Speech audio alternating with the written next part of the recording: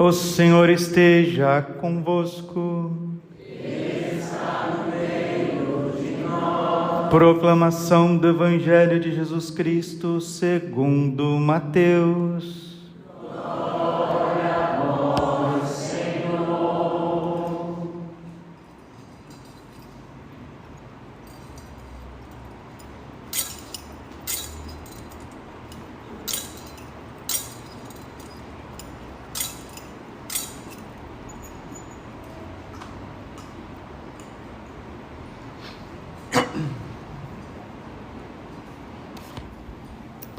Naquele tempo, Jesus foi à região de Cesareia de Filipe e ali perguntou aos seus discípulos: quem dizem os homens ser o Filho do Homem? Eles responderam: alguns dizem que é João Batista, outros que é Elias, outros ainda que é Jeremias ou algum dos profetas.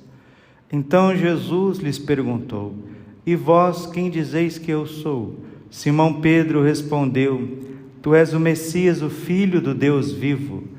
Respondendo Jesus lhe disse: feliz és tu, Simão, filho de Jonas, porque não foi um ser humano que te revelou isso, mas o meu Pai que está no céu. Por isso eu te declaro, tu és Pedro, e sobre esta pedra construirei a minha igreja, e o poder do inferno nunca poderá vencê-la. Eu te darei as chaves do reino dos céus. Tudo o que ligares na terra será ligado nos céus. Tudo o que tu desligares na terra será desligado nos céus. Palavra da salvação. Glória a vós, Senhor. Ave Maria, cheia de graça, o Senhor é convosco. Bendita sois vós entre as mulheres, e bendito o fruto do vosso ventre, Jesus. Santa Maria, Mãe de Deus, rogai por nós, pecadores, agora e na hora de nossa morte. Amém. Vinde, Espírito Santo, vinde por meio da poderosa intercessão do Imaculado Coração de Maria, vossa amadíssima esposa. Podemos sentar um pouquinho. Jesus, manso e humilde de coração. Celebrar São Pedro e São Paulo é celebrar as colunas da igreja, um pelo poder, outro pelo carisma. Essa potesta, esse poder dado a Pedro, nós acabamos de ouvir. Tu és Pedro, e sobre esta pedra edificarei a minha igreja. E eu te declaro que o poder do inferno jamais poderá vencê-la. O que são essas chaves, Padre? Essas chaves é que a igreja é infalível em matéria de fé e de moral. Essas chaves significam o poder divino, a instituição divina. E São Paulo é o carisma. Vocês percebem que os maiores inimigos da Igreja Católica não estão fora, mas dentro. Tudo aquilo que vem de fora pode perseguir a igreja, mas faz com que ela cresça, né? Alguém um dia disse, né, que perseguição é igual bater clara de ovo, né? Perseguição é igual bater ovo. Quanto mais você vai mexer no ovo ali, a clara, mais ela vai crescendo. A igreja cresceu mais na história enquanto ela foi perseguida. O sangue dos mártires, nos 3 primeiros séculos, gerou uma pleiade de santos, de doutores, de virgens, de monastérios, de obras de caridade. Agora o grande perigo da igreja são os inimigos internos. Uma vez o Padre Paulo Ricardo fez uma pregação na Canção Nova, nunca me esqueço, guardei no coração. Isso foi em 2007, uma pregação que o Padre Paulo Ricardo fez na Canção Nova. Era numa solenidade de São Pedro e São Paulo, um acampamento. O Padre Paulo disse que a fronteira da igreja, o que é católico e o que não é católico, não está em algum lugar da terra, ou numa capela, ou numa paróquia. A fronteira da igreja passa dentro de você. Tudo que tem de luz aí foi dado por Deus através da igreja. O que tem de trevas você herdou do seu pai e de sua mãe, de Adão e de Eva. A fronteira da igreja passa dentro de nós, e Deus queira que nós não sejamos Judas, porque São Pedro foi infiel, ele negou Jesus 3 vezes. São Paulo era um obstinado, irado, que perseguia a igreja. Atos dos Apóstolos, capítulo 9, versículo 6. Saulo, Saulo, por que me persegues? Quem é, Senhor? Eu sou Jesus, a quem tu me persegues. Então, quem persegue a igreja, quem não compreende a igreja, quem trama contra a igreja, quem maquina contra a igreja, está maquinando contra Jesus Cristo, está perseguindo Jesus. Mas Jesus disse para Saulo, e hoje ele diz para todos os inimigos, ocultos ou declarados, Jesus é quem diz: duro te é recalcitrar contra o aguilhão. Padre, o que significa isso? Dar murro em ponta de faca. Perseguir a igreja católica, querer destruir a igreja católica, é como dar murro em ponta de faca. Se eu fosse você, não fazia isso, viu? Não dê murro em ponta de faca, porque a faca vai continuar do jeitinho que ela está e você vai se destruir todinho.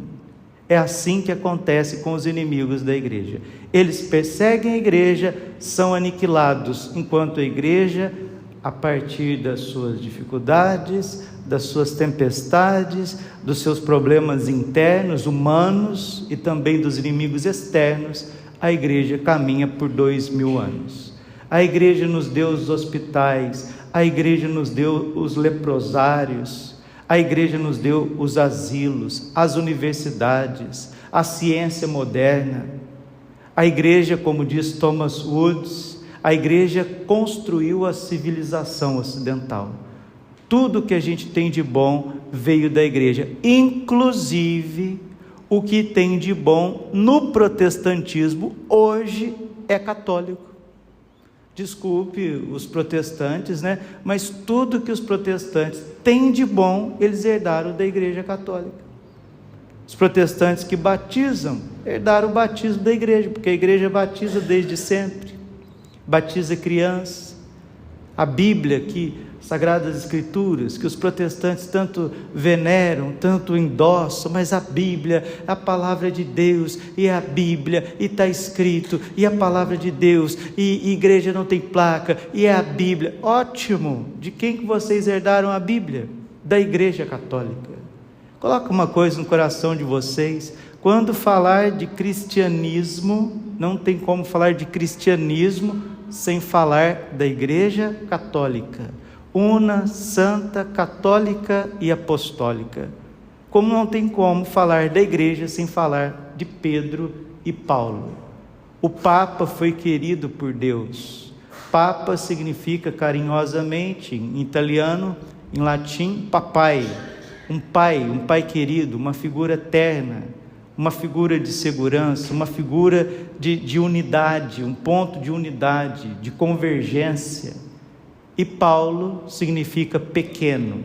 Ele que era altivo, prepotente, soberbo, se fez pequeno. Ele mesmo diz: sou como um abortivo, mas trabalhei mais que todos os apóstolos, porque sou o que sou pela graça de Deus. 1 Coríntios 15, versículo 10. Sou o que sou pela graça de Deus. E São Paulo expandiu o cristianismo a todo mundo conhecido da sua época. Por isso a soberania da igreja é divina, porque foi instituída por Deus, e a soberania da igreja é universal. E quando se fala igreja, nós estamos falando de uma palavra que significa convocação. Se você não sabia o que significa igreja, a palavra igreja vem do Antigo Testamento, já aparece kahal, que significa convocação. No Novo Testamento, a palavra igreja se diz ekalem, em latim se diz eclésia, em português se diz igreja, significa convocação. Deus, por ser uno, ele faz uma única convocação. Não existe 3 igrejas, não existe 10 igrejas, 20 igrejas, existe somente a Santa Igreja Católica, esposa do Cordeiro. E eu te declaro, tu és Pedro, e sobre esta pedra eu edificarei a minha igreja, e o poder do inferno nunca poderá vencê-la.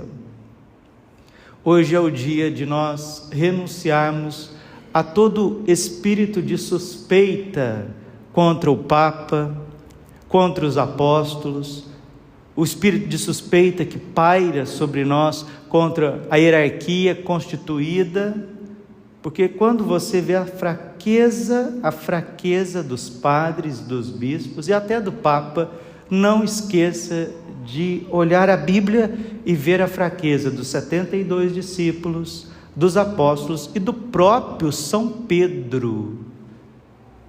Porque uma vez que a igreja é divina, mas fundada sobre aquilo que é humano, ela vai precisar sempre ser reformada, sempre ser reconstruída no seu interior.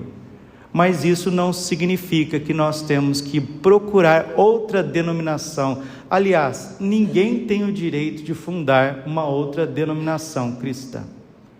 Quando a igreja passou pelas suas grandes crises, como no século IV, o arianismo, como na Idade Média, veio também os cátaros, no começo com os apóstolos, os gnósticos, depois a Revolução Protestante com Lutero, Deus enviou sempre santos reformadores, nunca trouxe revolucionários, para abrir, vamos abrir, né?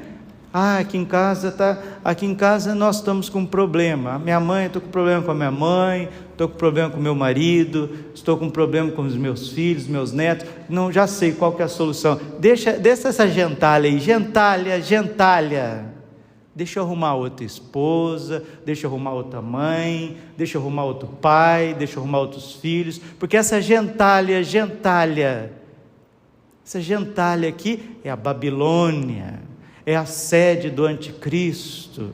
Cuidado, meus irmãos, com as heresias e com as asneiras que vêm das seitas. Tu és Pedro, e sobre esta pedra eu edificarei a minha igreja. E no momento que São Pedro fraquejou, Nossa Senhora estava lá para levantá-lo.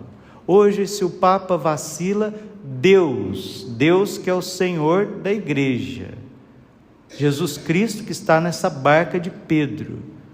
Para conduzir uma barca no mar, precisa ali de um timoneiro, precisa de alguém que esteja à frente. Se esse timoneiro vacilar, e se as ondas forem grandes e quiserem virar a barca, né? Quiserem afogar esta barca, nunca esqueça que Jesus está na barca.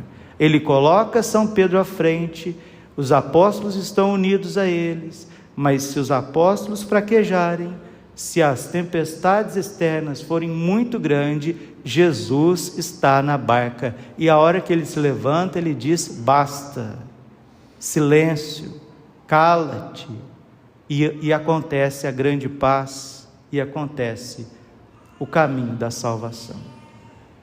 A igreja é santa, é una e é santa, somente uma igreja.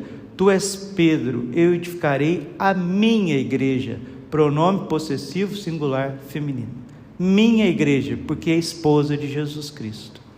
Efésios capítulo 5, versículo 25, maridos, amai as vossas mulheres, como Cristo amou a igreja e se entregou por ela, para torná-la pura, imaculada, sem defeito algum. A igreja, diz o Concílio Vaticano II, é indefectivelmente santa, constituída de membros pecadores, eu e você. Lembra? A fronteira da igreja passa dentro do seu coração. Tudo que você tem de bom e a sua família e a sociedade foi nos dado por Deus através da Igreja Católica. As porcarias, made in, você sabe de onde, né? É nosso. Meia culpa, meia tão grande culpa. Misericórdia, Senhor. E é a igreja quem nos batiza, é a igreja quem nos dá o corpo e o sangue de nosso Senhor Jesus Cristo, é a igreja quem nos unge com o Espírito Santo, é a igreja que faz de um homem e uma mulher uma só carne no sacramento do matrimônio, é a igreja que nos perdoa os pecados, é a igreja que nos dá o santo evangelho, é a igreja que assiste os doentes, é a igreja que reza pelas almas do purgatório, É a igreja que transforma aquele rapaz em sacerdote eternamente pela ordem do rei Melquisedeque. É a igreja que nos dá os ministros sagrados. Mas e as fraquezas da igreja, Padre? Digo mais uma vez, você trouxe da sua casa e eu também.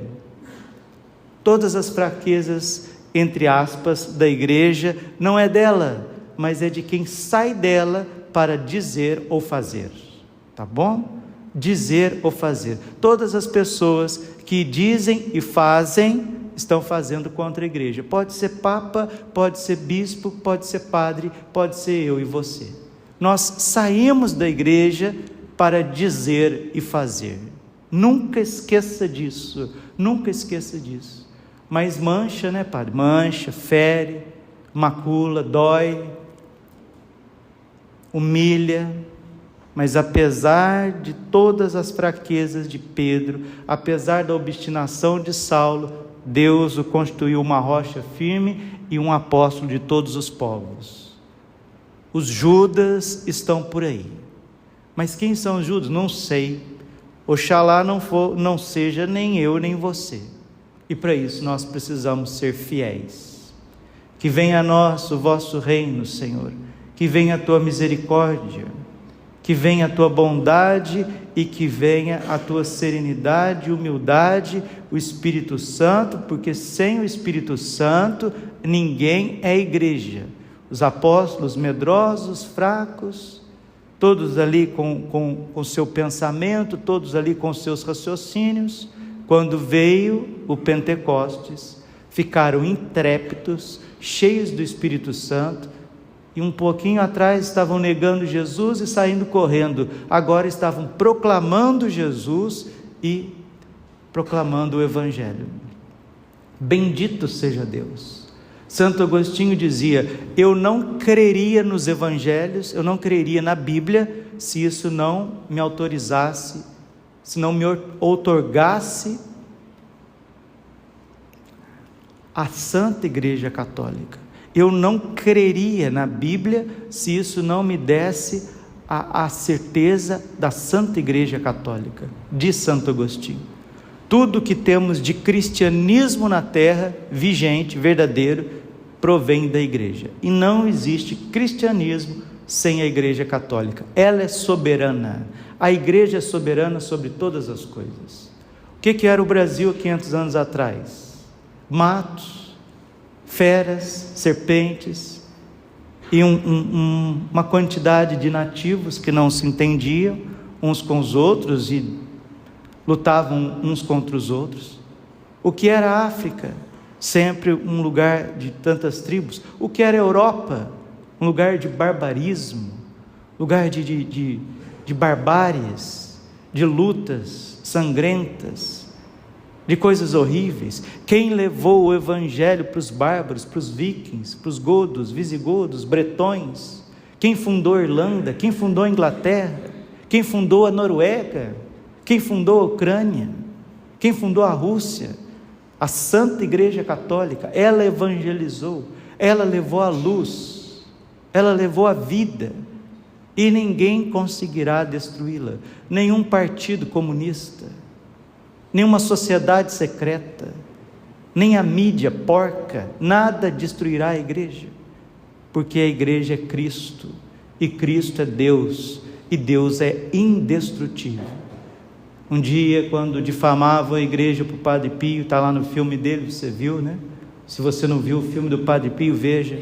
O jornalista, colaborador do Padre Pio, que ainda não era convertido, um homem soberbo e orgulhoso, começou a difamar um bispo na frente do Padre Pio. O Padre Pio lascou um tapa no rosto do homem, na frente de todo mundo. Italiano, né, sanguíneo, meteu o dedo na cara dele. Quem és tu, de vida porca, para falar contra um bispo de Santa Igreja Católica? E aí o homem saiu, foi no meio de um bosque, chorou a noite inteira, voltou convertido que nem um cordeirinho. Tomaram um tapa de um sacerdote estigmatizado, hein? O que não fez com aquele homem? E ele se tornou grande, humilde servidor da igreja, apesar dos erros dos filhos dela. Repito pela enésima vez, todas as vezes que um bispo ou um padre, ou até mesmo papa, comete erros humanos, aquilo provém dele, aquilo não é a igreja. Todos nós que pecamos, pecamos por nossa conta e risco. As nossas palavras erradas são nossas. Mas se eu proferir uma palavra errada aqui agora, infelizmente, por ser sacerdote, católico, padre, eu também estou maculando a igreja, mas ela não deixa de ser santa. É o paradoxo, como diz os grandes intelectuais, é o paradoxo do cristianismo. Mas nós somos chamados a crer. E aquele homem se converteu, e quando perseguiam o Padre Pio, falou: olha, padre, estão te perseguindo, olha, o Santo Ofício está te perseguindo, e etc. Faça alguma coisa, o senhor é um homem de tantas obras, de tanta caridade, o senhor é um homem de tanto discernimento, faça alguma coisa. Padre Pio disse: calma, quieta-te, fique quietinho, calma o coração.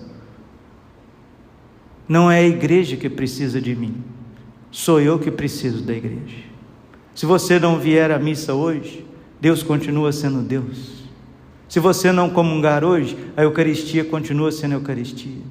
Se você ficar em casa falando mal da igreja, difamando nas redes sociais, a igreja continua santa e universal. Somos nós que precisamos da igreja. Isso dizia Santa Teresa d'Ávila. Santa Teresa d'Ávila dizia: nasci, vivo, sofro e morrerei por amor à Santa Igreja Católica. Quando Jesus falou com São Francisco, Jesus disse assim para ele: vai, Francisco, e reconstrói a minha igreja, porque ela está em ruínas.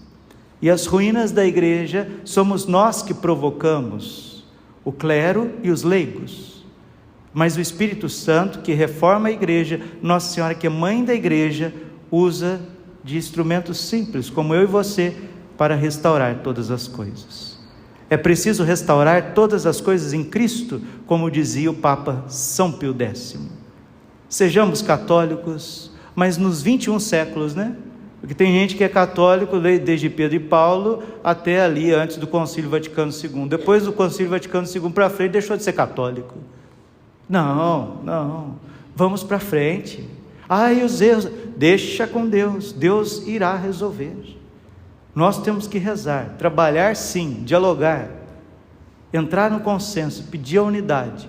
E se estamos passando por esta crise de dispersão da unidade do cristianismo através das seitas, crise de dispersão da unidade da igreja através dos sede-vacantistas, que não reconhecem, de João 23 até o Papa Francisco, não reconhecem. Se estamos hoje dentro da igreja, aqueles que estão nos diversos carismas, né? Nas diversas formas de servir, porque a fé é uma só, a esperança é uma só, a caridade é uma só, mas os carismas são diversos, são múltiplos. Se hoje nós enfrentamos, depois do cisma do Oriente, 1054, que a igreja oriental, né, que era a igreja católica oriental, se separou do Papa e se tornou igreja ortodoxa, 1054. Uma parte da unidade já se foi. Depois, em 1517, com a revolução de Martinho Lutero, uma parte da unidade já se foi. Depois do Concílio Vaticano II, 1962, uma parte da unidade já se foi, e aquilo que restou ainda está numa grande luta para manter a fé. Mas eu te declaro, as portas do inferno não poderão vencê-la. Virá o Espírito Santo, virá o novo Pentecostes e trará os ortodoxos.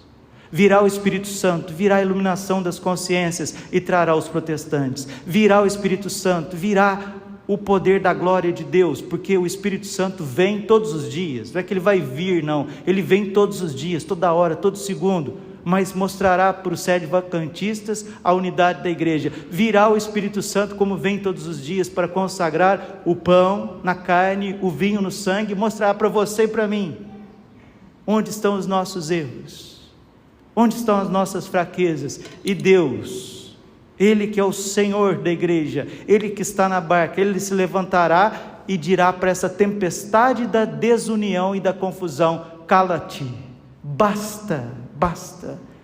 e haverá unidade plena da igreja, e essa unidade Nossa Senhora já cantou lá em Fátima, que é o triunfo do seu coração imaculado. Quando você ouvir falar do triunfo do coração imaculado de Maria, lembra da unidade do cristianismo em torno de Pedro e Paulo. E uma vez que os cristãos são reformados, são unidos, são ungidos, são transformados pelo poder de Deus, aí a Terra, o planeta Terra, pode ter um tempo de paz. A dimensão paulina, porque a igreja sai para educar os povos. Sai para levar a luz nas trevas, o sal no dissabor desta vida.